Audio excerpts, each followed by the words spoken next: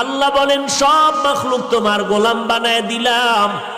আসমানটাও তোমার গোলাম, সূর্য তোমার গোলাম, জমিন তোমার গোলাম, বাতাস তোমার গোলাম।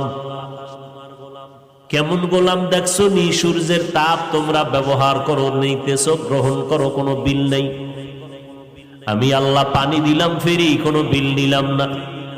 আমি আল্লাহ বাতাসটাও ফ্রি করে দিলাম, কোনো বিল চাইলাম না রে গোলাম। মাটির সৃষ্টির মানুষগুলো তোর সম্মান দিলাম সবার উপরে বাড়াইয়া। আর এই সম্মানটা যদি ধরে রাখতে পারো, আমি আল্লাহ ওয়াদা করলাম তোরে দুনিয়াতেও বাদশার চেয়ারে রাখবো, পরকালেও তোরে বাদশার চেয়ার দিয়া বিনা হিসাবে জান্নাত দিব।